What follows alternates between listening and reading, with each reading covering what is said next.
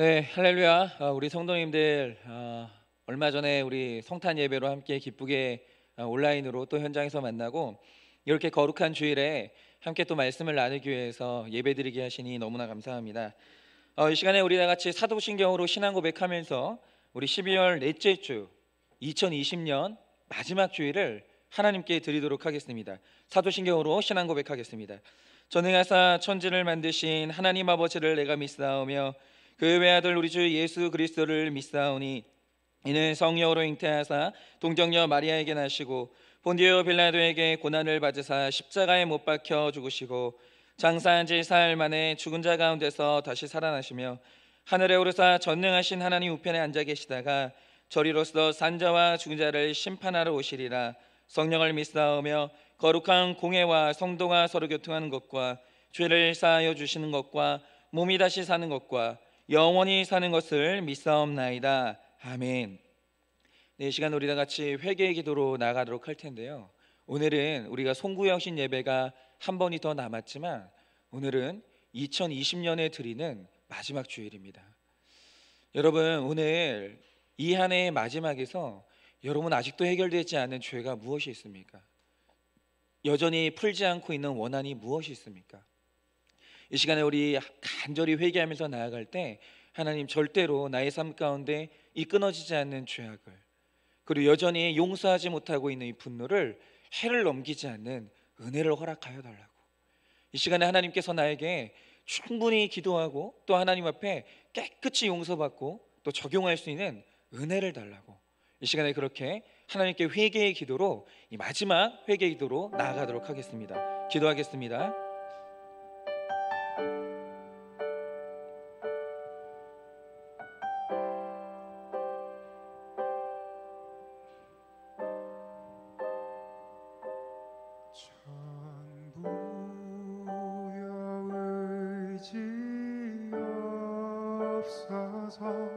손 들고 옵니다.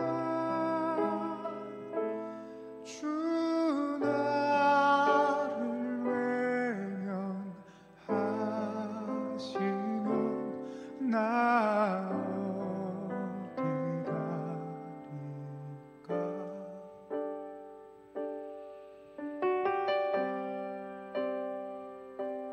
전부터 계신 주께서 영죽을 죄인을 보혈로 구해 주시니 그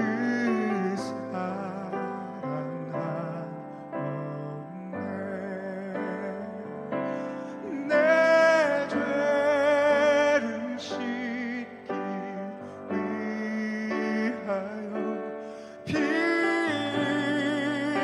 흘려주시니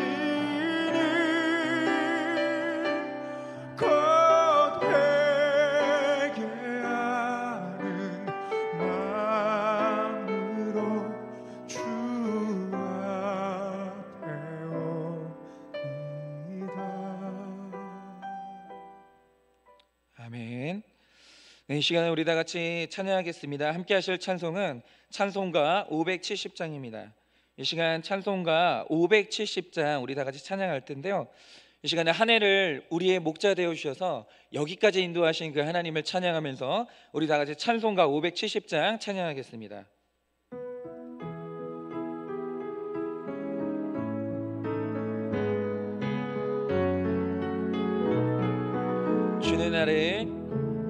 주는 나를 기르시는 목자요, 나는 주님의 귀한 어린 양. 푸른 풀밭 맑은 시냇 물가로 나를 늘 인도하여 주신다. 주는 나의 좋은 목자, 나는 그의 어린 양. 주를 따라 꿀을 먹여주시니 주시니 내게 부족함 전혀 없어라. 예쁜 새들 노래하는 아침과 노을 비키는 고운 왕원에 사랑하는 나의 목자 음성이 나를 언제나 불러주신다. 주는 나의 좋은 목자 나는 그의 어린 양 저를 따라 꿀을 먹여주시니 내게 부족함 전혀 없어. 못된 짐승 나를 해치 못하고 거친 비바람 상치 못하리. 나의 주님 강한 손을 펼치사 나를 주야로 지켜주시는 나의 좋은 목자. 주는 나의 좋은 목자 나는 그의 어린 양 저를 따라 꿀을 먹여주시니 내게 부족함 전혀 없어라. 아멘. 이 시간 예배를 대표해서 박희순 장로님 기도해 주시겠습니다.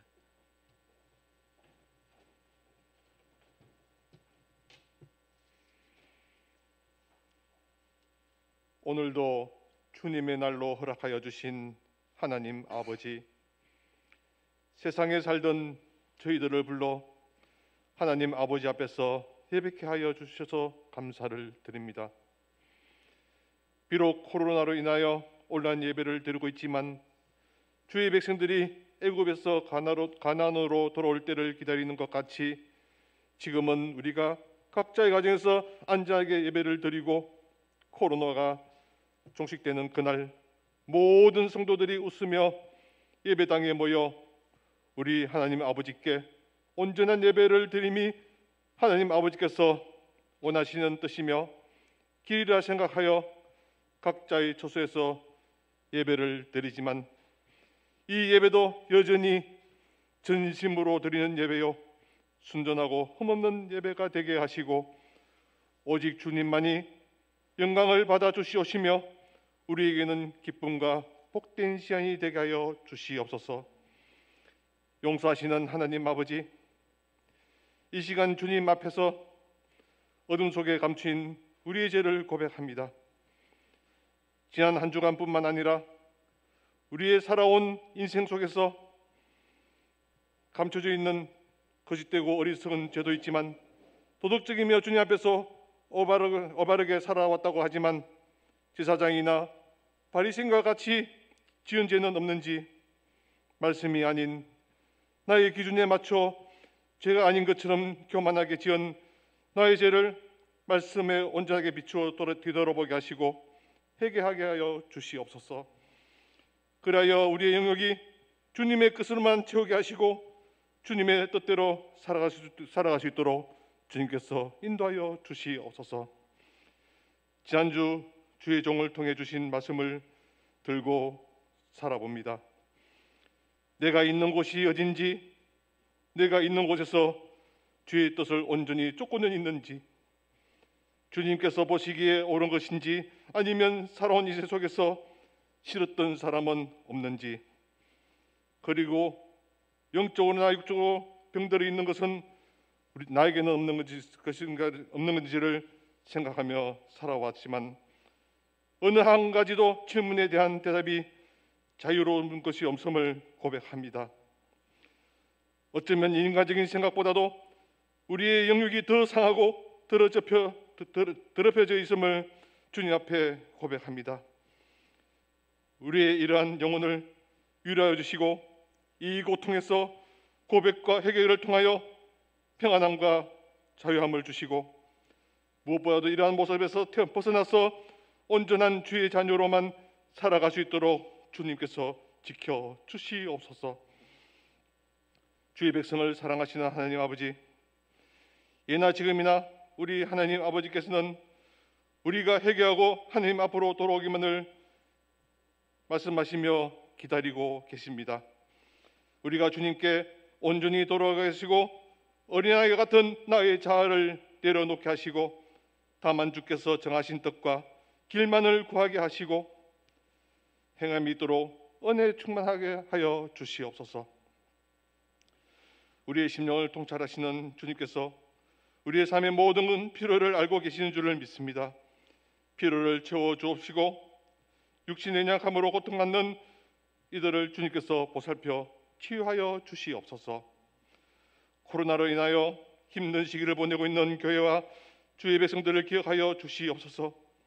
코로나에 감염되어 신음하는 교회와 백성들을 돌아보시고 회복시켜 주시고 깨끗하게 하시고 코로나를 통하여 우리가 더욱 믿음으로 기도하게 하시며 주님께서 이 시간 진정으로 원하는 뜻을 일깨워 알게 하여 주시옵소서.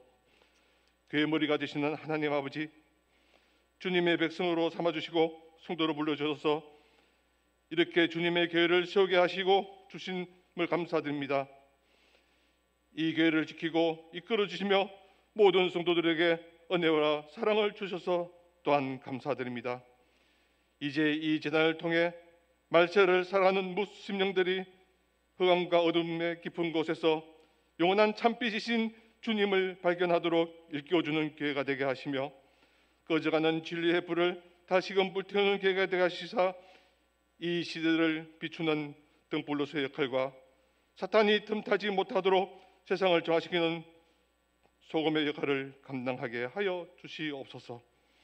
그 순두에 주의 종인 당회장께서 온전히 이끌 수 있도록 주님께서 힘을 주시고 능력 주시옵소서.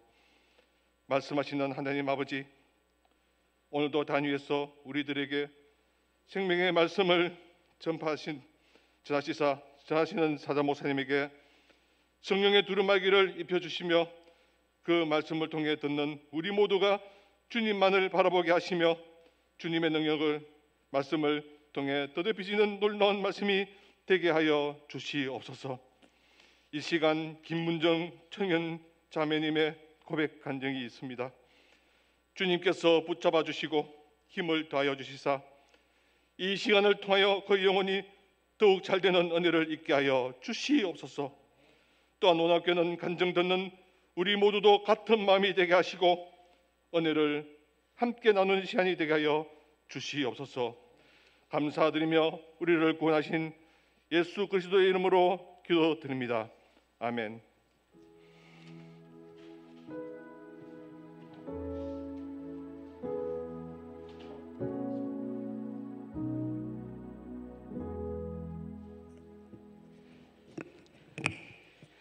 한일교회 김문정 자매입니다.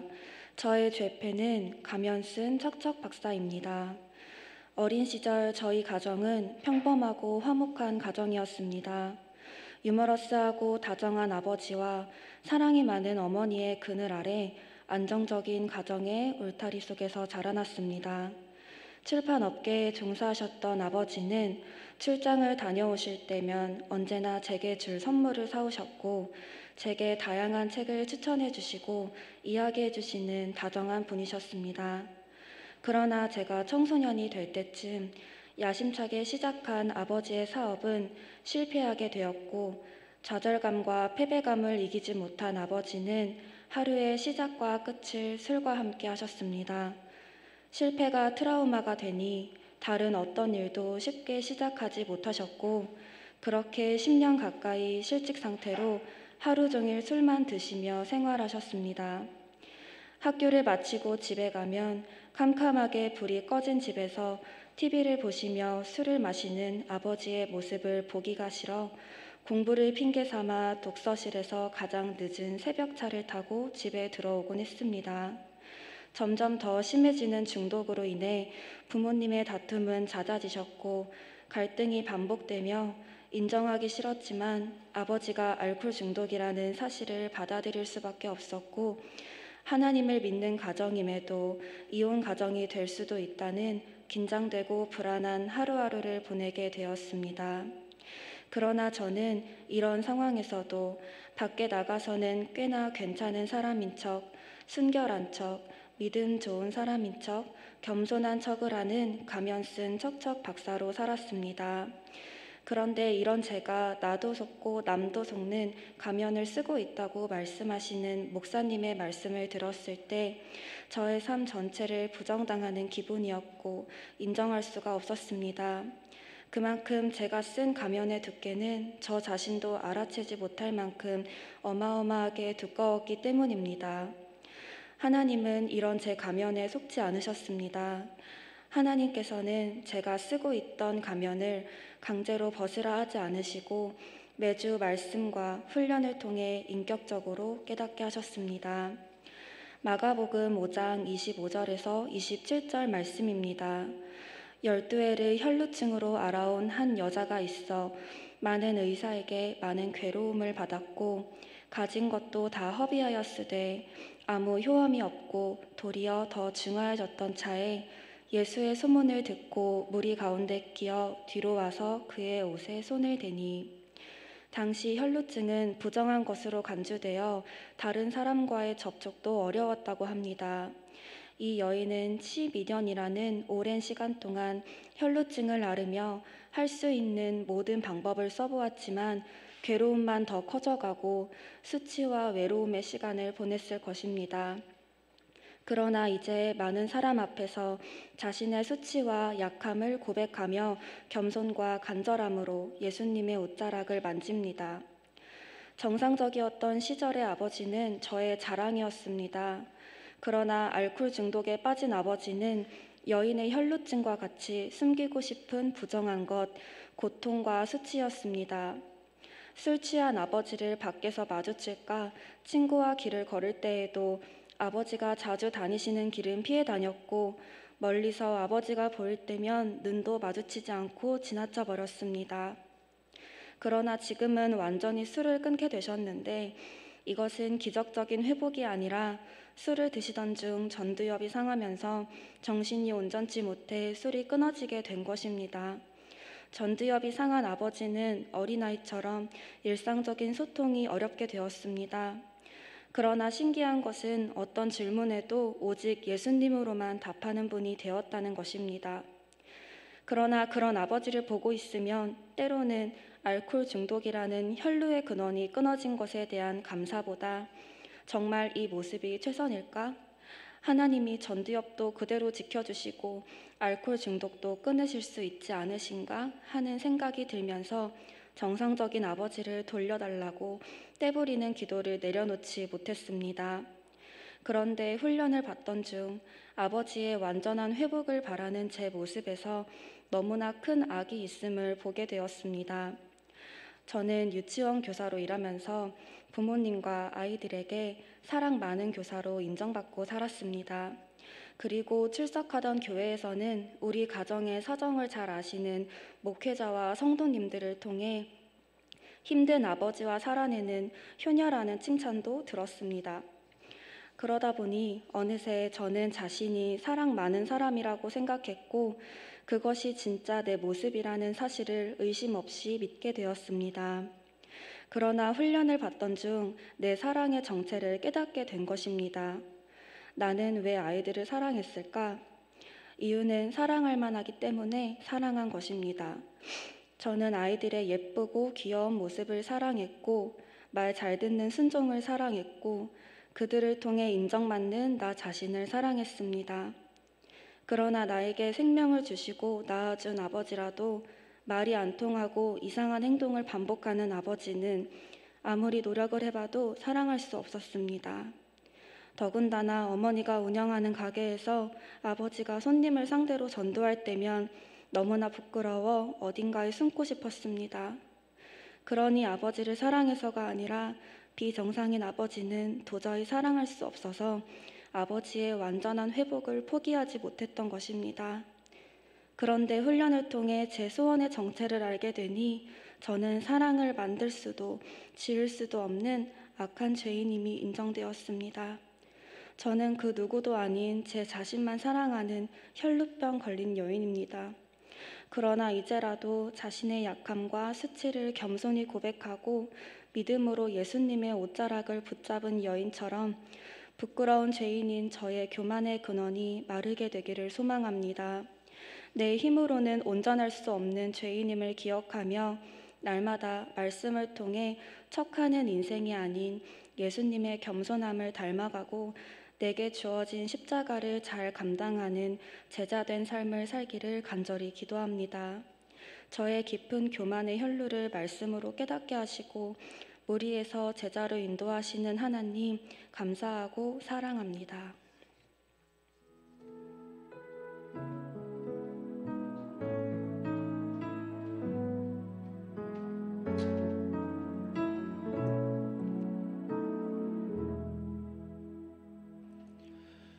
네, 저희가 또 굉장히 또 가슴 아프고 또 놀라운 이 간증을 들었는데 지금 우리 자매님의 아버님은 전두엽이 상하셨어요. 전두엽이 상하셔서 날마다 똑같은 말을 반복하시는 이제 상태가 되셨는데 신기한 것은 예수님이 살아계신다고 예수님 믿으라고 이 말만 반복을 하세요. 그런데 지금 이제 편의점에서 계산도 할 수 있고 열심히 일도 하실 수 있는데 이제 문제는 뭐냐면 이 아버님께서 코로나 사태가 심해졌는데 이게 지금 온전하지 않으시니까 마스크를 안 쓰려고 하세요. 답답하신가 봐요. 그리고 마스크를 안 쓴 상태에서 계속 손님들한테 다가가서 전도를 하니까 이게 어쩔 수가 없어서 지금 격리된 상태로 지금 병원에서 치료를 받고 계시거든요. 여러분 우리가 하나님 없으면 여러분 누가 내 식구라도 이렇게 힘든 식구를 사랑할 수 있겠어요? 여러분 우리 안에는 사랑을 만들 수도 없고 지을 수도 없습니다. 우리가 다 사랑할 만한 사람이라 사랑하고 사랑할 수 있는 환경이라 사랑하는 것이지 여러분 우리 같은 죄인이 절대로 사람을 사랑할 수도 없고 그 사랑을 지을 수도 없는 거예요. 이 시간에 그런 죄를 깨닫지 못하고 보지 못하면 우리가 힘든 내 식구 그리고 힘든 내 이웃을 절대로 품을 수가 없는 겁니다. 근데 오늘 우리 자매가 훈련 중에 자신이 사랑이 없다는 사실 그리고 아버지의 회복을 바랬던 것이 아버지를 사랑해서가 아니라 온전치 못한 아버지는 사랑할 수 없는 죄인이라서 내가 그렇게 하나님을 기복적으로 하나님께 회복을 구했구나 이걸 깨달았기 때문에 이제 이 아버지도 감당할 수 있게 된 겁니다. 오직 이 죄고백 그리고 내 안에 사랑이 없음을 고백하는 사람이 가장 사랑 많은 사람이고 온전한 사람임을 믿습니다. 이 시간에 우리 다 같이 말씀을 보도록 할 텐데요. 함께 보실 말씀은 마태복음 9장 14절에서 17절까지 말씀입니다. 함께 보실 말씀은 마태복음 9장 14절에서 17절까지 말씀을 봉독하도록 할 텐데요. 말씀이 봉독될 때 여러분들은 눈으로 함께 따라서 묵상하시면 좋겠습니다. 이 시간에 말씀 봉독하겠습니다. 그때 요한의 제자들이 예수께 나와 이르되 우리와 바리새인들은 금식하는데 어찌하여 당신의 제자들은 금식하지 아니하나이까? 예수께서 그들에게 이르시되 혼인집 손님들이 신랑과 함께 있을 동안에 슬퍼할 수 있느냐? 그러나 신랑을 빼앗길 날이 이르리니 그때에는 금식할 것이니라. 생배 조각을 낡은 옷에 붙이는 자가 없나니 이는 기운 것이 그 옷을 당기어 헤어짐이 더하게 되며 새 포도주를 낡은 가죽 부대에 넣지 아니하나니 그렇게 하면 부대가 터져 포도주도 쏟아지고 부대도 버리게 됨이라. 새 포도주는 새 부대에 넣어야 둘이 다 보존되느니라. 아멘. 네, 이 시간에 우리 다 같이 말씀 나누겠습니다. 함께 나누실 말씀의 제목은 새술은 새 부대, 새술은 새 부대라는 제목으로 함께 말씀 나누도록 하겠습니다. 제가 아마 한일교회에 와서 이제 초반에 말씀을 드렸던 것 같은데 제가 초등학교 때 어떤 그 과자가 하나 나왔는데 그 과자 봉지 안에 사은품을 넣는 행사가 있었어요. 이게 500원짜리였었는데 그 사은품이 뭐였었냐면 여러분 아십니까? 헬리콥터 모양의 이제 모형이 있고 줄을 쫙 당기면 그 헬리콥터 이제 돌아가면서 하늘로 날아오르는 거예요. 그런데 이게 너무 갖고 싶었던 제 동생이 그 당시에 세뱃돈으로 받았던 거금 500만 원을 전부 털어가지고 그걸 샀어요. 근데 이제 문제는 뭐냐면 그날이 주일이었습니다. 당시에 제 아버지는 이 주일에 돈 쓰는 걸 엄격히 금하셨기 때문에 저희가 이제 주일날 돈을 써본 적이 없는데 제 동생이 너무 갖고 싶은 그 장난감을 보고 그걸 까맣게 잊은 거예요. 그리고 500원을 주고 그걸 산 겁니다. 그런데 제 동생이 그걸 잘 은폐를 했어야 되는데 이제 장난감을 샀죠. 그래서 장난감을 뜯었는데 그 봉지를 뜯었는데 장난감이 없는 거예요. 그 제 동생이 그걸 막 풀어 헤치다가 그 장면을 제 아버지한테 들킨 거예요. 그날 난리가 나면서 아버지가 이제 빗자루로 동생한테 매를 드시겠다고 이제 매를 드셨는데 저도 이제 그 장면을 옆에서 봤거든요. 그런데 제 아버지가 정말로 때리려고 한 게 아니라 왜 그랬어? 왜 그랬어? 하면서 휘두르면서 제 동생을 겁을 주려고 했는데 제 동생이 그걸 이제 막다가 빗자루에 새끼손가락이 닿은 거예요. 맞은 거죠. 그래서 그날 제 동생의 새끼손가락이 부러졌습니다. 그래서 제 아버지가 너무 당황을 해가지고 얼른 병원에 데리고 가고 병원에서 제 동생이 너 왜 이렇게 다쳤니? 그 선생님이 물어보니까 아빠가 때렸어요 이럴 거 아니에요. 그래서 순식간에 제 아버지는 아동 학대범이 되고 여기서 제일 슬픈 건 뭐냐면 매 맞아가면서 산 과자에 사은품이 없었던 거예요. 그거라도 있었으면 좀 덜 슬펐을 텐데 하여튼 뭐 그런 슬픈 사건이 있었습니다. 그런데 여러분 한번 생각을 해보세요. 우리 그리스도인들은 그 말씀을 문자 그대로 지키고자 하는 이 거룩이 있어요. 그래서 늘 이 논란이 됐던 게 뭐냐면 도대체 안식일을 거룩하게 지킨다라는 게 뭐냐라는 거예요. 여러분 안식일은 일하지도 말고 매매하지도 말라고 하는데 그러면 정말 우리가 주일날 교회를 오다가 자동차 기름이 떨어져요. 매매하면 안 됩니까? 그럼 그 상태로 교회까지 걸어와야 됩니까? 그리고 의사분들 같은 경우에는 예배를 드리다가 갑자기 내가 근무하는 병원에 응급환자가 생겼어요. 그러면 그 사람 죽든지 말든지 그냥 우리는 예배를 드려야 됩니까? 일하러 가면 안 될까요? 여러분 이 문제가 너무 중요한 게 안식일을 제대로 지키지 못한다고 지적받았던 사람 중에 누가 있냐면 예수님도 지적을 받았어요. 아니 절기를 왜 그렇게 지키시냐고, 아니 안식일에 왜 그런 행동을 하냐고 예수님조차도 안식일을 지키지 못한다고 지적을 받았어요. 여러분 이렇게 말씀을 잘 지키고자 하는 마음은 좋은데 어떻게 하면 변해가는 이 세상에서 그리고 변하는 우리의 마음 가운데서 영원히 변하지 않은 진리를 지킬 수 있냐라는 거죠. 그래서 오늘은 이 말씀을 한번 묵상하도록 할 텐데요. 첫째로 자기 확신의 헌부대를 버려야 됩니다. 이거 굉장히 중요합니다. 자기 확신의 헌부대를 버려야 됩니다. 14절입니다. 그때 요한의 제자들이 예수께 나와 이르되 우리와 바리새인들은 금식하는데 어찌하여 당신의 제자들은 금식하지 아니하니까. 여러분 예수님의 길을 예비한 세례 요한의 제자들이 예수님께 왔어요. 그런데 예수님을 쫓으려고 온 것이 아니고요, 어찌하여 금식을 안 하시냐고 비판하려고 쫓아온 거예요. 여러분 그런데 이럴 때 음식 드시는 예수님과 금식하고 있는 제자들이 세례 요한의 제자들이 만났어요. 누가 더 옳아 보일까요?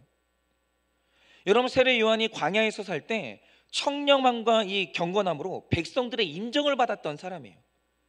그런데 그의 제자들이 금식을 외치니까 예수님보다 금식하고 있는 제자들이 더 경건해 보이는 거예요. 여러분 이 외적인 경건으로만 따지면 저를 따라올 사람은 많지 않습니다. 여러분들이 지금 잘 들으셔야 되는 게 저는 옳은 게 아니고요, 옳아 보이는 인생을 지금까지 얼마나 잘 살았는지 모릅니다. 저로 말할 것 같으면 아버지 쪽으로는 3대고요 어머니 쪽으로는 5대 이상의 믿음의 가문에서 제가 모태신앙으로 자랐습니다. 그러면서 제가 이미 중학교 때 목사가 되겠다고 헌신하면서 오로지 목사가 되기 위해서 여러분 학문을 연구했고, 여러분 대학도 신학을 전공했고 대학원도 신학을 전공했어요. 제가 신학 공부만 7년 했습니다. 그럼 읽은 책이 한두 권이겠습니까? 여러분 제가 하나님을 공부한 사람이에요. 학문으로. 그뿐입니까? 여러분 저를 젊은 목사라고 무시하시면 안 됩니다. 제가 다른 건 1등한 적이 없어도 예수 믿는 것만큼은 1등하고 싶은 욕심이 엄청 많았던 사람이에요. 그래서 제가 중학교 때부터 새벽 예배를 어머니를 따라서 쫓아다녔던 사람이에요. 그리고 어떤 은사가 좋다고 하면 그거 얻을 때까지 금식하고 3시간, 4시간, 5시간도 기도해봤어요. 여러분 제가 집회도 얼마나 다녔는지 모릅니다. 그래서 제가 안 받아본 은사가 거의 없어요.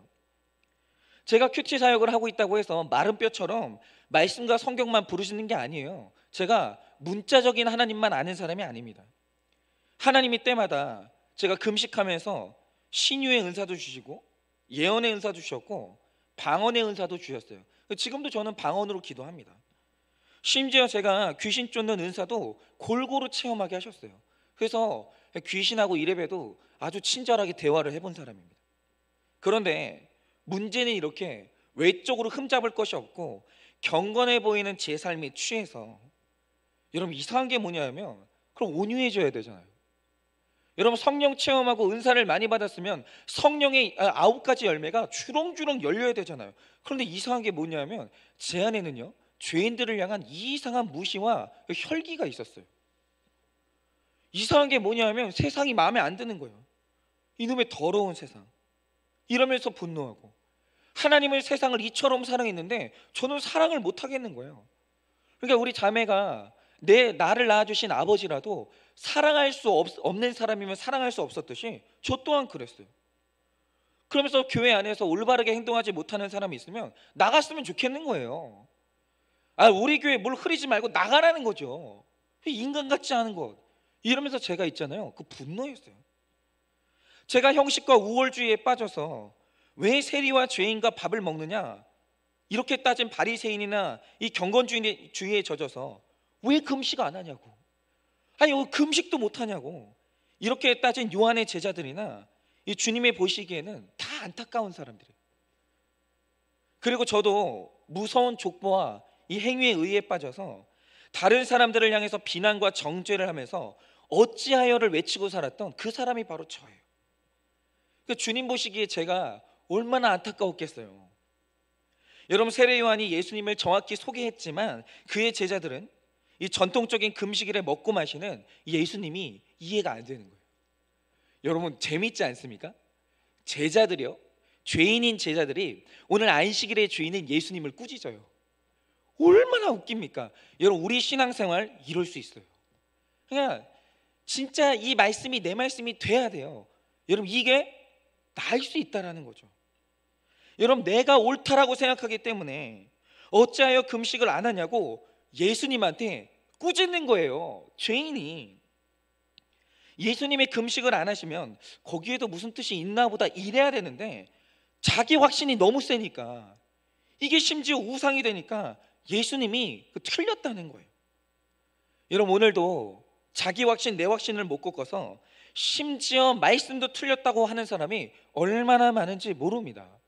말씀을 아무리 갖다 들이대도 전통을 못 잊어서 전통을 꺾지 못해가지고 못 받아들이는 거예요. 여러분 제가 이 훈련을 해보면요, 쾌락주의보다 고치기 힘든 것이 스스로 의롭다고 여기는 그 경건주의예요. 자기가 경건하다는 이 자기 확신에 빠진 사람들은요, 그 틀렸다라고 입증하는 게 너무 힘들어요. 여러분 세례 요한의 제자들은 이 경건주의를 벗어나지 못해서 나중에 세례 요한 교를 만들어 떠났어요. 세례 요한이요 교가 됐어요.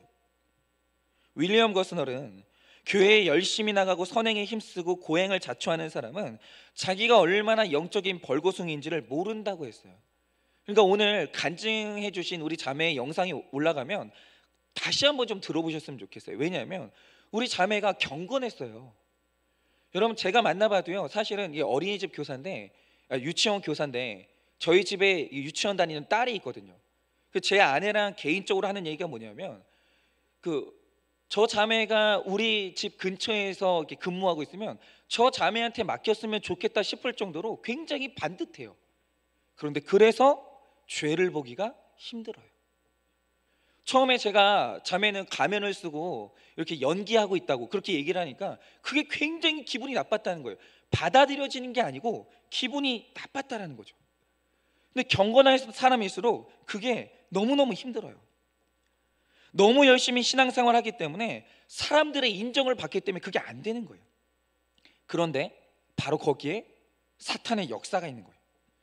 사탄이 이미 그를 스스로 의롭다고 생각하도록 만들어놨기 때문에 그런 사람이 자기 죄를 깨닫는 건 너무너무 어려워요. 너무너무 어려워요. 오늘 술집에 가서 음란에 넘어진 사람보다 오늘 교회 안에 앉아있는 사람이 회개하는 게 훨씬 힘들어요. 여러분 어디 멀리 갈 것이 아니라 바로 제가 그런 사람이에요. 제 안에는 나보다 경건하고 예수 잘 믿는 사람이 있으면 나와보라는 그 자신감이 있었어요. 여러분 그래서 제가 신학교를 가서도요 자신감이 있었습니다. 아니 신학교에 그 주의종 되겠다고 헌신하는 사람이 이렇게 많지만 나처럼 족보가 괜찮고 나처럼 열심히 살았던 사람이 누가 있겠나, 자신이 있었다는 거죠. 머리 꼭대기까지 차 있는 교만이 있었어요. 그런데 예수님도 그러셨지만 이 보통 사람들이 자기 고향 교회에는 부임을 하지 않아요. 왜냐하면 거기에는 내 유치한 어린 시절을 아는 사람이 너무 많아서 보통 우리 목회자들이 이제 목회를 하면 자기 고향 교회를 안 가요. 왜냐하면 고향 교회를 가면 인정을 못 받거든요. 그런데 저랑 쌍둥이 동생인 제 동생이 이제 고향 교회에 부임했거든요. 할 때 제 동생은 두려움이 없었어요. 저보다 한 5배 경건한 게 제 동생이거든요. 얼마나 제 동생이 고향 교회로 돌아갈 때 자신감이 있었는지 아십니까? 제 동생은요 거짓말이 아니라 주일학교 때부터 목사였어요. 그러니까 폼이 이미 목소리부터 몸짓이 폼이 목사예요. 그래서 사실 제 동생이 교회에 부임할 때 어린 시절의 문제로 안 된다고 반대하는 사람은 없었어요. 다른 문제로는 반대해도 얘가 어릴 때 어떻게 살았는데 이렇게 과거를 가지고 반대하는 사람은 없었어요. 왜냐하면 청소년기에 그 흔한 이성 스캔들 하나 없었거든요. 제 동생은 연애도 무슨 죄 짓는 것처럼 여겼기 때문에 그냥 자발적인 솔로였어요. 자발적인 솔로. 결혼할 때까지 연애를 안 했어요. 그런데 제 동생이 한 말이 뭔지 아십니까? 그분들이 자기한테 속았다는 거예요. 외적으로는 그 누구보다 경건하고 겸손하고 바르게 보였을지 모르겠지만 다른 사람이 절대 볼 수 없는 속 안에 영혼을 향한 사랑, 긍휼, 그런 게 제 동생은 없었어요. 오히려 교만하고 정죄하고 판단하고 조롱하고 누구 못지않게 음란하고 악한 마음들이 제 동생 마음에도 가득했다라는 거예요. 왜 없었겠어요? 효과적으로 숨겼지. 그러면서도 경건의 모양에 사람들이 나를 칭찬해주고 인정해주면 스스로 거기에 취해가지고 나도 속고 남도 속는, 그야말로 내 속사람의 죄를 보지 못하는 바리새인과 서기관과 오늘 말씀에 세례 요한의 제자들로 살아왔던 것이 저이고 제 동생이에요. 여러분 백지의 그림을 그리는 거 쉬워요. 제가 훈련을 해봐도요 아예 초신자들요 훈련시키는 게 훨씬 쉬워요. 그러나 잔뜩 뭐가 그려진 종이를 지울 때는요 반드시 스케치북에 흔적 남아요. 깨끗이 지우는 게 거의 불가능해요. 여러분 바리새인과 요한의 제자들과 경건한 사람들을 이 고치기 어려운 이유가 바로 여기에 있습니다. 자기 확신과 자기 의로움으로 꽉 차 있기 때문에 주님의 새로운 가르침이 들어가는 게 너무너무 어려워요. 너무너무. 다시 배워라, 너 틀렸다, 이 말을요 너무너무 자존심 상해요. 여러분 우리가 보기에 금식하는 사람이 금식을 안 하는 사람보다 믿음 좋아 보이죠. 남들 잘 시간에 깨워서 새벽 예배와 철야 예배를 드리는 사람들이 당연히 믿음 좋아 보이죠. 그리고 좋은 믿음일 수 있어요. 여러분 금식과 신유와 방언, 이 모든 것은 구원을 위해 할 수도 있고 안 할 수도 있는 거예요. 그게 중요하지 않은 것은 아니지만 만약 그것이 우상이 되고 교만의 도구가 돼서 내 죄를 깨닫고 회개를 이루고 구원을 이루는 데 방해가 된다면 차라리 없는 게 나아요. 제가 분명히 말씀드립니다. 차라리 없는 게 나아요. 방언에서 방언 못하는 사람이 무시가 되잖아요. 방언하지 마세요. 그냥 한국말로 기도하세요. 여러분 내가 어느 날 금식을 해가지고 그 금식이 밥 먹는 사람들 이렇게 무시가 되잖아요. 그냥 그거 없는 게 나아요. 여러분 예수님도 금식일에 대한 유대인의 전통을 잘 알고 있었어요. 그러나 예수님에게 더 중요한 것은 영혼 구원이라는 본질이었어요. 세리와 죄인들을 위해서 그들의 집에 들어가서 기꺼이 먹고 마시는 것이 금식보다 훨씬 중요한 일이었어요. 여러분 어느 날 예수님이 마태를 발견하셨어요. 회개하는 거예요. 그럼 어떻게 해야 돼요? 전도하기 위해서 밥 먹어야죠. 여러분 문자적으로 그냥 율법 지킨다고 금식하는 것보다 한 영혼 구원하기 위해서라면 밥 먹을 수 있는 거예요. 그게 뭐가 나쁩니까? 여러분 경건을 보여주는 것보다 삶을 나누는 것이 복음으로 들어가는 최선의 방법이기 때문이에요. 여러분, 영혼 구원이 최고예요. 여러분, 형식과 율법 때문에 영혼 구원을 위한 노력까지 무시가 된다라고 하면 그건 뭐가 고장난 겁니다. 적용 질문 드려봅니다. 도저히 용납이 안 돼서 어찌하여? 라고 묻고 싶은 일이 있습니까? 뭐 그런 일이 있겠죠. 정말로 하나님의 뜻이 궁금해서 묻고 있습니까? 아니면 하나님의 오르심이 인정하기 싫어서 어찌하여라고 따지고 있습니까? 부부관계와 자녀 양육과 사업에서 내게 있는 어찌하여를 구체적으로 묵상을 해보십시오. 삶의 모든 영역에서 하나님의 오르심을 인정함으로 나의 어찌하여가 처리되기를 기도하시기를 바랍니다. 둘째로, 형식을 넘어서 세부대를 가져야 됩니다. 15절입니다. 예수께서 그들에게 이르시되 혼인집 손님들이 신랑과 함께 있을 동안에 슬퍼할 수 있느냐? 그러나 신랑을 빼앗길 날이 이르니 그때에는 금식할 것이니라. 예수님은 이 금식에 대해 묻는 요한의 제자들에게 금식을 위한 금식이 아니라 진정한 금식의 의미와 목적이 무엇인지 분명히 알고 금식할 때 그것이 능력이 된다고 했어요. 여러분, 금식은 제대로 하면 강력한 능력이 있어요.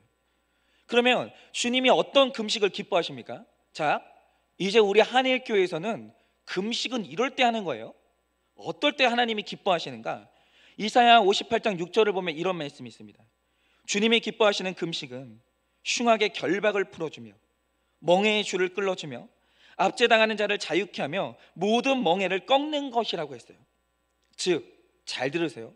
금식은 내 소원을 이루려고 하는 것이 아니라 욕심과 상처로 결박된 내 삶이 변화되기 위해서, 정욕과 탐심에서 자유하기 위해서 하는 게 금식이에요. 그러니까 예를 들면 이런 거죠. 우리 마음 가운데 뭐 직장에서, 사회에서 생활하다 보면 자꾸 아내가 아닌 남편이 하는 이성을 향해서 마음이 커질 때가 있어요. 음란이 올라올 때가 있다는 거죠. 근데 그럴 때 제일 효과적인 게 뭐냐? 금식하면 돼요. 금식함으로 말미암아 내 육체의 욕구가 약해지잖아요. 죄의 욕구도 약해지는 거예요. 내 구원과 거룩을 위해서 하는 게 금식이라는 거예요. 제가 전에도 말씀드린 적이 있는데 일전에 어떤 부흥사 목사님이 명함을 주시는 거예요. 이거 실제로 있었던 일입니다. 명함을 주시는데 명함이 작잖아요. 그 작은 명함 안에 눈이 나쁜 사람은 볼 수도 없을 정도로 빽빽하게 이력이 적혀져 있는 거예요. 근데 이게 실제인데 어떤 이력이 적혀져 있나? 40일 금식 기도의 2회, 이런 걸 적어 놓으신 거예요. 그런데 방금 전에 금식의 목적은 내 자랑과 욕심을 깨려고 금식하는 거라고 했는데 오히려 이분에게는 40일 금식을 2번 했다는 게 또 다른 자랑과 이력이 된 거예요. 근데 이거를 자랑 안 하는 게 되게 힘들거든요. 목회자들은 이게 생명을 걸고 이 40일 금식 기도를 하기 때문에 요거 자랑하지 않는다는 건 대단한 거예요. 사실 제가 제 아버지한테 정말 존경하는 것 중에 하나가 뭐냐면 제 아버지가 한 번도 40일 금식 기도를 한 다음에 이걸 내가 했다고 자랑한 적은 한 번도 없었어요. 제가 이건 정말 존경합니다. 근데 이분은 이게 자랑과 이력이 된 거예요. 그렇다면 이 목사님의 금식은요 40일을 2번이 아니라 40일을 10번 금식해도 잘못된 거예요. 여러분, 진정으로 하나님이 기뻐하시는 금식을 한다면 제일 먼저 없어져야 되는 게 뭐냐면 이 명함이 찢어져야 돼요. 40일 금식기도 제대로 했으면 이 명함이 아낌없이 찢어져야 되는 거예요.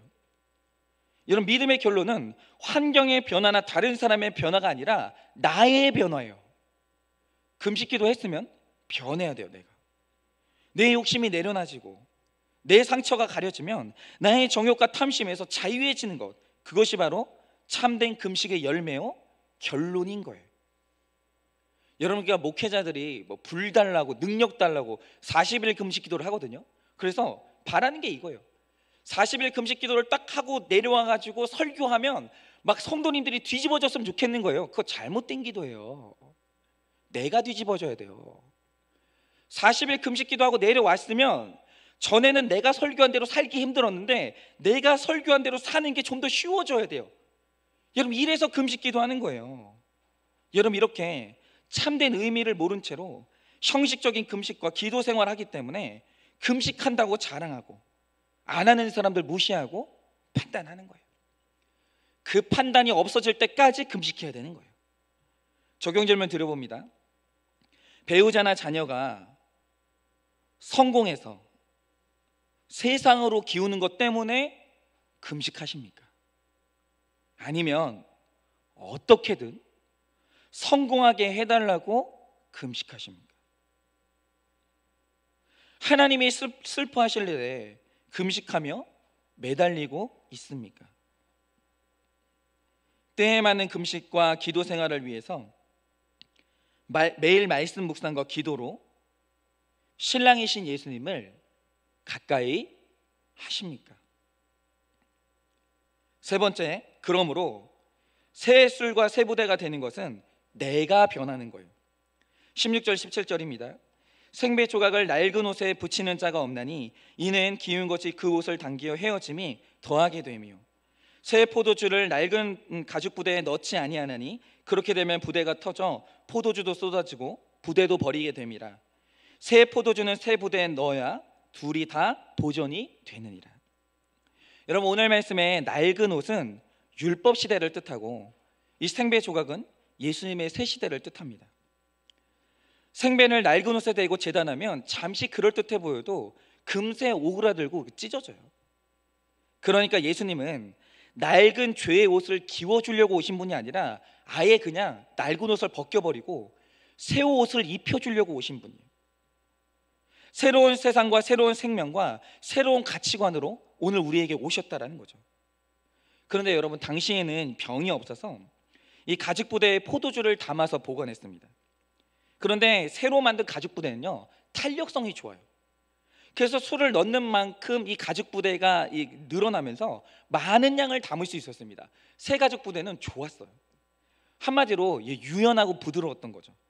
하지만 이 낡은 가죽 부대는 뭐가 낡았냐면 설탕이 스며들어서 딱딱해지면서 조금만 더 부어도 늘어나지 않고 찢어져 버리는 거예요. 그래서 내가 새 부대인가 헌 부대인가에 따라서 담을 수 있는 말씀과 성령의 양이 정해지는 거예요. 그러니까 오늘 내가 새 부대인가 라고 하면 여러 부류의 사람을 담을 수 있는 거예요. 뭐 예를 들어서 꼬인 사람도 담을 수 있고, 뭐 율법적인 사람도 담을 수 있고, 혈기 있는 사람도 담을 수 있고, 여러분 이렇게 담을 수 있는 거예요. 그런데 내가 딱딱해지면요, 담지 못하는 게 너무 많아지는 거예요. 워터게이트 사건으로 감옥에 갇힌 그 뒤에 이제 회심했던 찰스 콜스는 이렇게 말합니다. 교회의 성장은 분명히 하나님의 축복이다. 철저히 복음과 정통주의 신앙에 입각한 교회가 거룩하게 설 것을 담대하게 외치면서도 지속적으로 성장한다면 그 축복이다. 그러나 믿기만 하면 이 세상에서 영원한 행복을 누릴 수 있다는 식의 설교를 이뤄낸 성장은 인간이 만들어낸 성장에 불과하다. 그리고 리처드 노이 하우스는 교회의 성장을 위한 성장, 즉 인간이 만든 성장은 사람들을 영적으로 죽이는 것이다. 그것은 죽은 목회자의 마지막 피난처다. 이렇게 얘기했어요. 그러므로 교회의 첫 번째 목표는, 그러니까 이게 아예 쓸데없는 목표라는 건 절대 아닙니다. 양적 성장 중요하죠. 그러나 첫 번째 목표는 양적 성장이 아니고 영적 성장이에요. 여러분, 영적으로 멈춘다는 건 있을 수가 없는 거예요. 영적으로 멈췄잖아요. 그건 거기에 멈추는 게 아니라 뒤로 물러가는 거예요. 새 포도주가 새 가죽 부대에 들어가면 팽팽해지는 것처럼 은혜는 팽창하게 되어 있어요. 내가 은혜 받고 변화되어서 하나님의 새 부대가 될 때 삶의 지경이 넓어지는 겁니다. 전에는 사랑하지 못했던 사람들 사랑하고, 전에는 이 체휼하지 못했던 사람들을 체휼하게 되는 거예요. 낡은 부대일 때는 담을 수 없었던 사람들을 품고 용납하는 거예요. 어디를 가든 만나는 사람마다 전도하고 이 사역의 지경이 넓어지는 겁니다. 그러나 복음을 받아들이고 새 시대를 살면서도 여전히 낡은 가치관 가운데 사는 사람들이 많다라는 거예요. 설교를 듣고 큐티를 하면서 말씀대로 살아야 되는 새 가치관을 들었는데 집에 돌아가면 여전히 그대로 살아요. 여러분 그게 뭐냐면 생배에 낡은 옷을 붙이는 거예요. 여러분 교회 권사님으로 성도님들을 섬기고 성경 공부를 열심히 하면서도 집에 들어가면 며느리에게 고운 말이 안 나와요. 언어가 안 변해요. 이런 말씀을 들었는데도 남편이 하는 행동이 하나같이 미워서 면박을 줘요. 그게 똑같아요. 여러분 결혼식에 대해 숱한 설교를 듣고 신앙 서적을 읽었어도 결혼할 때는 정작 직업과 외모를 따져요. 그 외에 믿음은 저기 밑에 있는 거예요. 모든 사람을 이해하고 사랑할 것처럼 전도와 구제를 하면서도 지역 감정을 못 넘어서 목회자를 세울 때 서울과 경기 출신을 따지는 거예요. 전라도는 안 된대요. 경상도는 안 된대요. 여전히 거기에 매여 있는 거예요. 여러분 이렇게 벗어버리지 못하는 낡은 가치관 때문에 새 옷과 새 부대가 찢어지고 복음이 보존되지 못해요. 여러분 새로운 가치관을 들었으면 부지런히 나의 부대를 새 것으로 바꿔야 돼요. 변화가 있어야 된다는 거죠. 내가 예수 그리스도를 담아내는 새 그릇이 되어야 가정과 교회와 공동체가 보존이 되는 겁니다. 여러분 우리 한일교회는 40년 가까이 된 역사가 있는 교회예요. 그런데 이 역사라는 것은 40년 동안 바른 복음이 전파됐다는 이 검증이 됐기 때문에 여러분 감히 이 한일교회에 이단 시비를 거는 사람은 이제 없어요. 여러분 40년을 복음 가운데 걸어왔으면 이제 검증은 끝난 거예요. 여러분 이거는 어마어마한 영적인 유산입니다. 그래서 한일교회를 오시는 분들이 여기가 제대로 된 교회인가? 여러분 이런 의심을 할 필요가 없다는 거죠. 그런데 이 좋은 역사가 새로운 것을 품지 못하는 딱딱함이 되지 않게 만드는 것은 이제 다음 세대인 저의 역할이에요. 여러분 우리 교회는 기존 성도님들이 느끼기에 편안함을 느끼는 정착된 전통들이 많습니다. 저도 그런 것들은 잘 계승하려고 합니다. 그러나 하나님께서 우리 교회에 새로운 은혜를 부어주신다고 하면 우리도 새롭게 변화될 것이 있다라는 거예요. 그렇죠. 여러분 어떻게 교회가 40년 전의 모습을 그대로 가져갈 수 있겠어요? 그러고도 생존할 수 있는 교회는 없어요. 그럴 수는 없는 것입니다. 교회는 변화가 있어야 돼요. 그래서 지금도 우리가 이 변화를 한다고 예배 순서에 간증을 넣죠. 여러분 이 간증은 예전에 한일교회에는 없던 순서예요. 근데 이것은 변화된 거죠. 이제 하나님께서 우리 한일교회에 새롭게 주려는 은혜에 맞춰서 우리는 이제 또 변화되는 거예요. 그리고 기도의 내용에 말씀과 죄 고백을 넣는 거예요. 이런 새로운 것들도 이제 넣을 수 있는 거죠. 그리고 지금 예배의 형식도 익숙하지만 더 예배에 집중할 수 있는 예배의 형식이 있다라고 하면 고민하고 바꿀 수 있는 것이 있다라고 한다면 과감하게 바꿀 것입니다. 여러분 2020년도는 이제 간 거예요. 2021년도가 옵니다. 그런데 만약에 하나님께서 2021년도에 새로운 은혜를 주시겠다고 하면 입을 벌려서 받는 거예요. 여러분 그 받아내는 것, 그 탄력성이 그것이 바로 새 부대에 맞는 모습이라는 거예요. 여러분 이 교회의 모습도 사랑과 영혼 구원에 방해가 되거나 장애가 되는 것들이 있다면 끊임없이 바꾸고 제거해 나갈 것입니다. 그래서 우리 교회가 새롭게 부어주시는 은혜를 잘 받아내는 새 부대가 되기를 저는 소망해요. 그러니까 이런 거죠. 지금 이 코로나 시대가 왔어요. 그러면 여러분 이 코로나 때 유연한 교회들은 빨리빨리 전환이 되면서 그렇지. 아니 전염병이 돌고 있으면 남한테 피해를 주지 않으려면 교회가 먼저 나서서 온라인 예배해야지 잘 전환되는 교회가 있어요.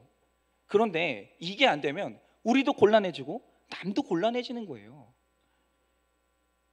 여러분 어떤 분은 이 불신자에게 집을 세 놓으면서 1억 원짜리 전셋집을 3천만 원에 살게 해줄 테니까 예수만 믿으라고 하신 분이 있어요. 여러분 실제로 있었던 일입니다. 그래서 그 가족이요 교회를 나왔어요. 여러분 이걸 갑질이라고 할 사람이 있습니까? 내가 이런 혜택을 줄 테니까 혹시 나와보지 않겠냐라고 이렇게 제의를 한 거예요. 내 돈 7천만 원을 버린 거예요. 그리고 2년이 지나서 재계약을 하면서 이번에는 1년 안에 한 가족만 더 전도하라고 이렇게 얘기했다고 합니다. 이렇게 내 것을 포기하고 내려놓는 것이 낡은 가치관으로는 도저히 할 수 없는 세수를 새 부대에 담는 적용이에요. 대단하신 분이죠. 여러분, 이렇게 가치관이 새롭게 되는 세부대에 적용을 하시는 분들이 있지만 여전히 헌부대의 가치관, 여전히 세상의 가치관, 여전히 죄악된 가치관을 버리지 못하는 분들도 많이 있습니다. 제가 얼마 전에 들으니까 어떤 집에 딸아이가 가출을 했다가 그만 잘못해서 임신을 했어요. 근데 이 아버지가 교회 장로님이신데 그 딸이 장로인 아버지의 체면을 땅바닥에 구겼다는 이유로 이 장로님이 내가 너를 다시는 보지 않겠다고 선언을 했다는 거예요. 여러분, 저도 딸 키우는 아버지라 이 마음 이해 가요. 여러분, 누가 이 아버지의 아픈 마음을 함부로 정죄할 수 있겠어요? 그렇지 않습니다. 여러분, 이 아버지가 오죽 마음이 아팠으면 그런 말씀 하셨겠어요? 그러나 예수 믿기 전처럼 구원받아야 되고 이 태어난 자녀가 있잖아요. 무슨 과정이 됐든 새롭게 태어난 이 자녀가 있거든요. 그러면 예수 믿기 전처럼 여전히 내 체면이 가장 중요하면 여러분, 이 가정에 은혜가 부어질 수는 없는 거예요. 여러분, 이 자녀가 밖에 나가서 이 결혼도 하지 않은 자녀가 딸을 낳을 만큼 이 자녀가 예수님한테서 멀기 때문에 이 아버지가 이 딸을 더 품어야죠. 악착같이 품어야죠. 너무너무 힘들지만 내가 십자가에 달리는 심정으로 품어야죠. 여러분, 정말 믿음의 장로님이라면 어떻게 이 아이가 가출해서 임신까지 하게 됐는지 나 자신을 돌아보고 가슴 치는 회개는 있어야 된다라는 거예요. 여러분, 문제아는 없고 문제 부모만 있는 거예요. 그런데 여전히 유교적인 헌부대에 갇혀서 자신이 진정으로 봐야 될 것을 보지 못한다라고 한다면 여러분, 그 가정이 하나님의 은혜가 부어져도 찢어지는 거예요. 여러분, 이분은 자녀를 망친 장본인 나라는 것을 보지 않고서는, 그 유연함이 있지 않고서는 절대로 은혜가 부어질 수 없습니다. 어떤 자매가 이 남자와 결혼을 하게 되는데 이 목회자 자녀고 성가대 지휘자고 매일 새벽 예배를 드리는 겉모습에 신뢰가 가서 이 자매님이 이 남자와 결혼을 했다고 합니다. 그런데 결혼하고 나서, 그러니까 오픈이 얼마나 중요한지 몰라요. 결혼한 뒤에 오픈하면 절대 안 됩니다. 결혼하기 전에 오픈하는 사람이 제일 신뢰할 만한 사람인데 결혼하고 나니까 엄청난 빚이 있다는 걸 처음 알게 됐어요. 말을 안 하는 거예요. 그것으로 다툼이 끊이진 않다가 이 남편이 집을 나갔어요. 신혼의 단꿈을 꾸기도 전에 집이 산산조각이 났습니다. 그런데 이 자매가 이런 공고한 가운데 큐티를 하기 시작했고 이 자매가 부드러워지면서 세부대가 되기 시작했어요. 그래서 집을 나간 남편에게 편지를 쓰기 시작했습니다. 근데 처음에는 응답이 없더니 점점 편지를 2번 보내고 3번 보내고 계속 보내니까 마음이 열려서 결혼 후에 처음으로 남편이 자기를 오픈하는 편지를 보내왔어요.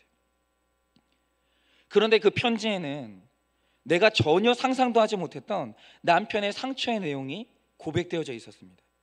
이런 내용이 있었어요.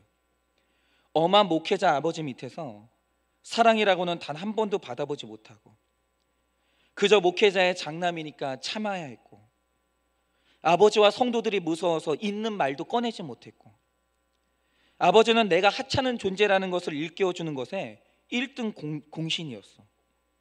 그래서 나는 날마다 하찮은 존재로 살아가고 있었어.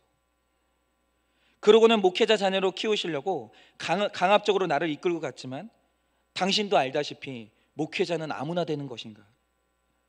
깡패를 하다가 목사가 되는 경우도 있지만 억지로 만들어진다는 것은 있을 수가 없는 일이고 나의 의견은 철저히 무시된 채로 그 책찍을 맞으면서 나는 다짐을 했어. 나는 절대로 아버지같이 되지 않으리라. 나를 조금도 이해해주지 않는 아버지와는 무엇도 이야기하기 싫었고 마주대하기 싫었는데 결혼조차도 내 의지와는 상관없이 윽박지름으로 그래서 당신과 결혼을 하게 됐어. 그런데 결혼을 하고 나니까 당신도 역시 아버지하고 똑같은 사람이었어. 나의 가장 가까운 가족들은 나에게 비수를 꽂고 숨 쉴 틈도 주지 않았고 아버지의 내혹한 표정, 부인의 차가운 시선이 나는 너무나 두려웠어. 이 세상에서 그 누구도 나에게 용기를 준 사람은 없었어. 그런데 이렇게 상처덩어리인 나를 포기하지 않고 편지를 보내는 당신의 수고를 보면서 이제는 나 자신을 돌아보게 되었어. 그리고 당신도 나로 인한 피해자라는 것을 깨닫게 되었어.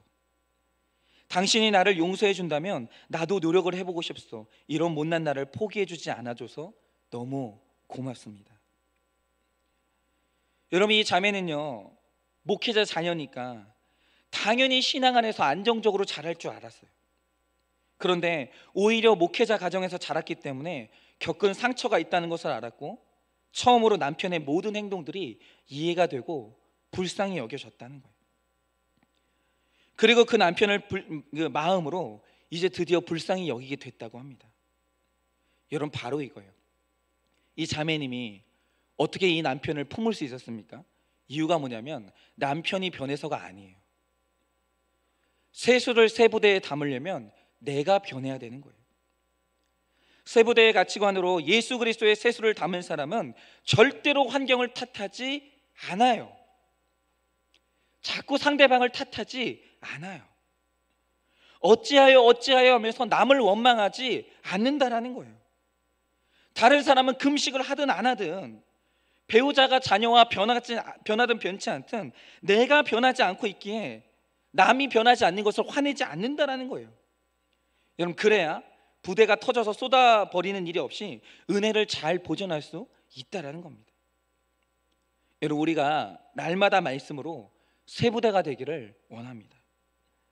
성경을 통해 넘치도록 채워주신 은혜를 맛보면서 나와 우리 가정과 그 안에 베푸신 구원의 은혜를 잘 보존하시기를 바라요. 여러분, 오늘 우리가 절대로 잊지 말아야 될 것은 부드러워져야 돼요. 말씀 앞에 부드러워져야 됩니다. 결코 터지지 않는 튼튼한 새 부대로 은혜와 팽창이 일어날 때 우리 가정과 교회와 공동체에 하나님의 은혜가 가득 부어질 줄을 믿습니다. 시간 그렇게 여러분 자신을 바라보면서 여러분 자신이 날마다 회개함으로 부드러워져서 은혜를 가득 담으시길 예수님의 이름으로 축원을 드립니다. 이 시간에 우리 다 같이 찬양해 보기를 원하는데요, 우리 찬송가 183장 한번 찬양해 봤으면 좋겠습니다.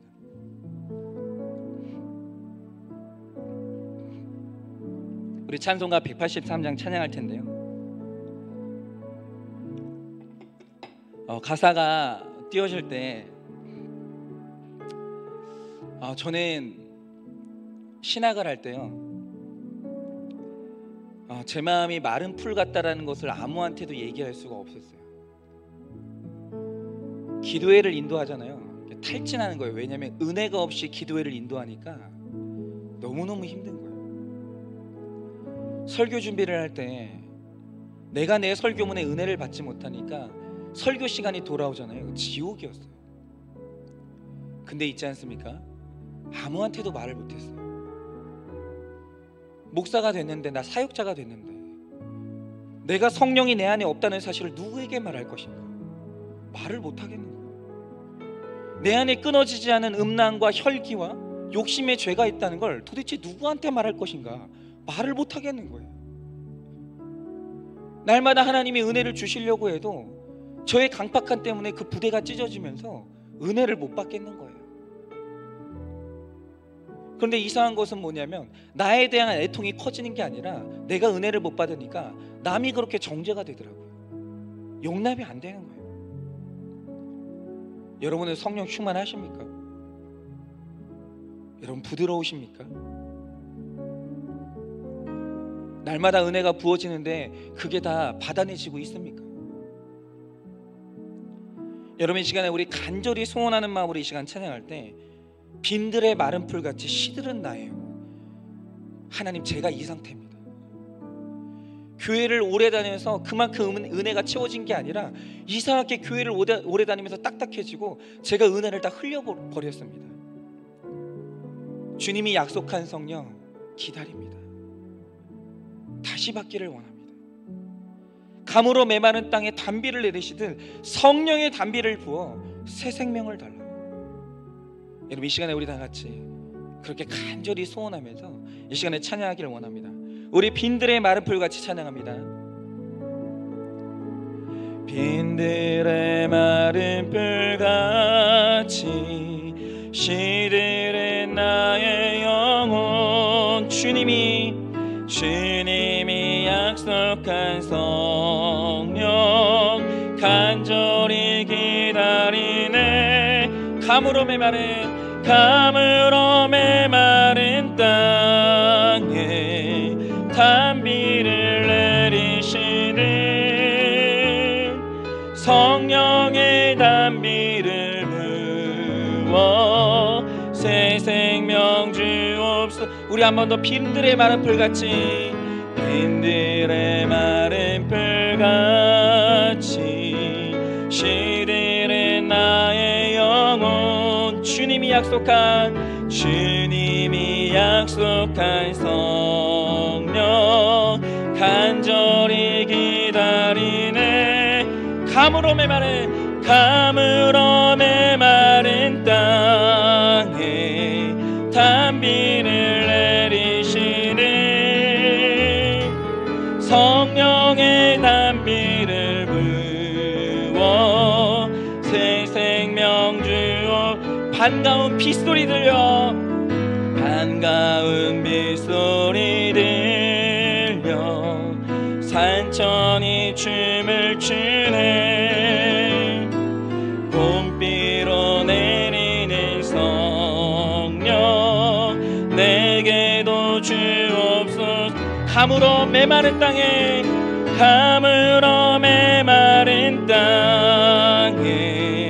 단비를 내리시는 성령의 단비를 부어 새 생명 주옵소서. 철 따라 우로를 내려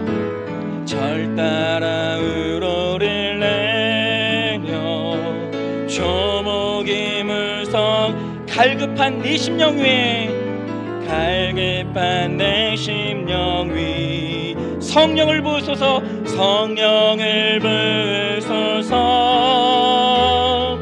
감으로 메마른 땅에 단비를 내리시는 성령의 단비를 부어 새 생명 주옵. 감으로 메마른 땅에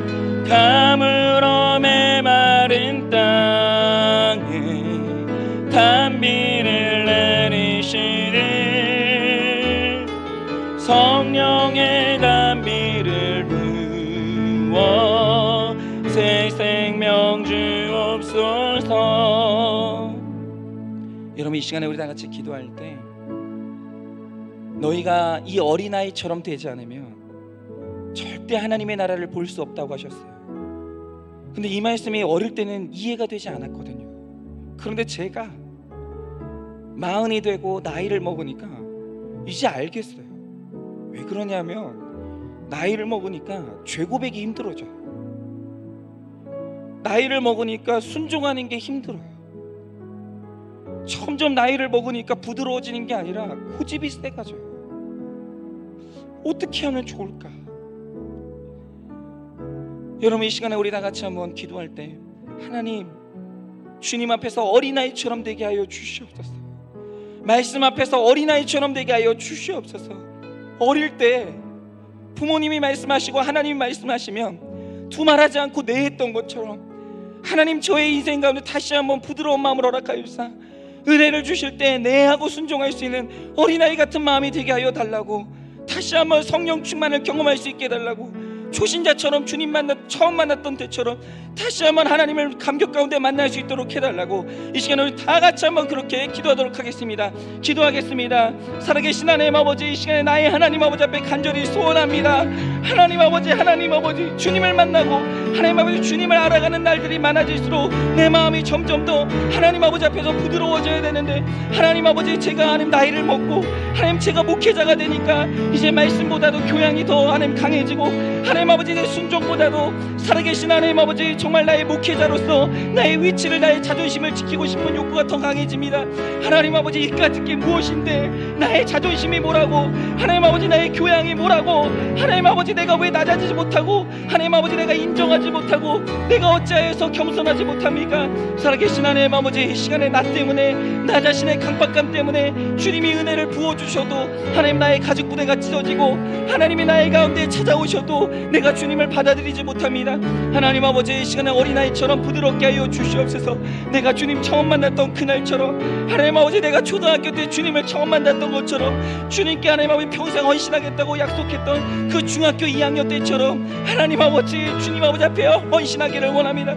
주님 아버지 앞에 어린아이처럼 되기를 원합니다. 하나님은 다른 사람의 시선이 무섭지 않고 온전히 하나님과 나 사이에서 그렇게 주님만 바라보고 나아갔던 하나님 아버지 나의 어린 시절의 모습으로 돌아가기를 원하오니 주여 어린아이가 되게 하여 주시옵소서. 어린아이가 되게 하여 주시옵소서. 나의 하나님 아버지 앞에 온전히 설 수 있도록 주님께서 붙들어 주시옵소서. 하나님 아버지, 오늘도 나의 가운데 새로운 은혜를 부어주실 때 새로운 은혜가 하나님 아버지 잘 받아들여질 수 있도록 나의 마음이 부드럽게 하여 주시옵소서. 하나님,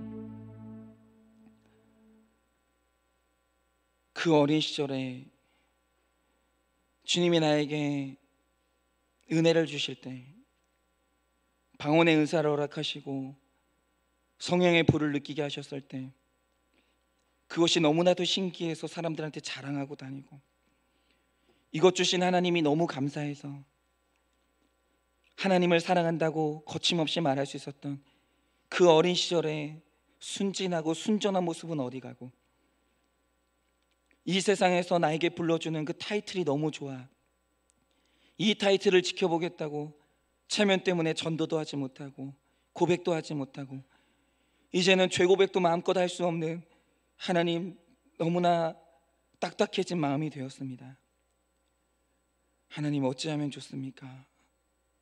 나이를 먹어갈수록, 직분을 받을수록, 신앙이 연수가 되어갈수록 낮아지는 게 힘이 듭니다. 하나님, 세부대가 되어지는 게 너무 힘이 듭니다. 나와 다른 사람들을 받아들이는 게 너무너무 힘들어집니다. 하나님, 하나님께서 오늘도 나를 긍휼히 여겨주시사 오늘 이 말씀 가운데 회개함이 일어나 어린아이 같은 신앙으로 돌아가게 하여 주시고, 오직 내 죄만 보면서 낮고 낮은 자리로 자처하여 갈 수 있는 우리가 될 수 있도록 주님께서 역사하여 주시옵소서. 주님, 오늘도 이 말씀에 은혜 받게 하여 주시고, 2020년도의 마지막 주일입니다. 이 마지막 주일에 하나님께 돌이키는 우리 모두가 될 수 있도록 주님께서 역사하여 주시옵소서. 믿사함에 살아계신 예수님 이름 받들어 기도드립니다. 아멘.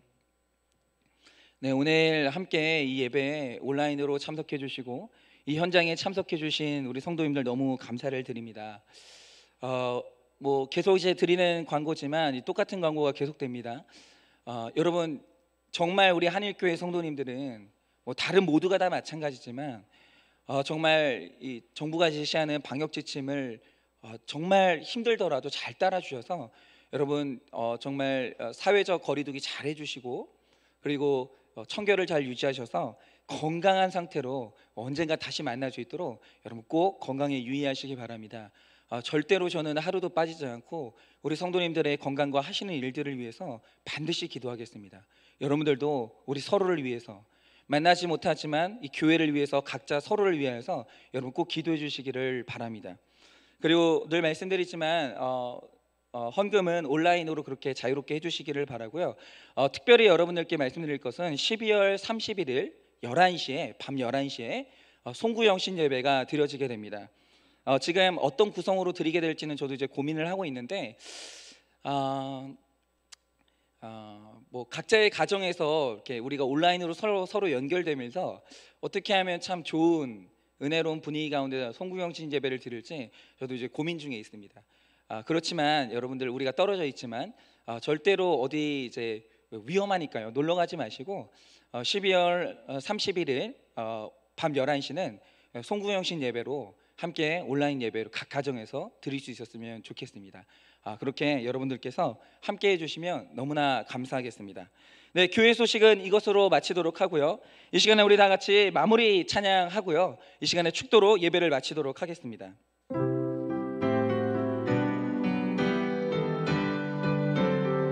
너 시험을 당해, 너 시험을 당해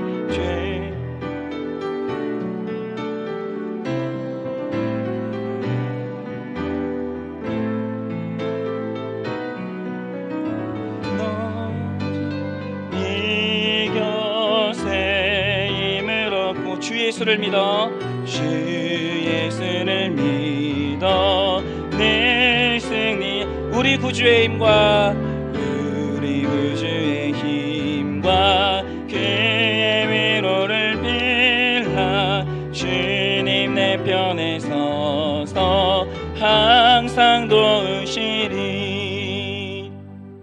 하나님, 오늘도 각 가정 가운데서 온라인 예배로 드리면서 모이지 못하는 이 안타까움을 가슴에 묻고 하나님께 변함없이 여전한 방식으로 예배하는 주의 백성들이 있습니다. 하나님, 어디에 있든지 주를 향하여 고개를 들고 주를 바라보는 모든 성도들의 피난처가 되어주시고 도움이 되어주시고 그들의 하루하루 발걸음 하나하나를 인도하여 주시옵소서. 그들의 쓸 것을 하나님께서 반드시 기억하여 주시고 부족함이 없도록 정말 하나님의 은혜를 날마다 체험하는 인생 될 수 있도록 하나님께서 함께하여 주시옵소서. 지금은 우리 주 예수 그리스도의 은혜와 하나님 아버지의 그 크신 사랑과 성령님의 위로하시고 교통하여 주시는 그 역사하심이 정말 하나님 아버지 앞에서 딱딱하여진 낡은 부대가 아니라 새 부대가 되어 하나님이 나의 인생에 부어주시는 그 은혜를 가득 채우기를 원하는 이 현장에 모인 모든 주의 백성들의 머리 위에 그리고 각 가정에서 주를 향해 예배하는 모든 우리 성도들의 머리 위에 지금으로부터 영원토록 함께 있을지어다. 아멘.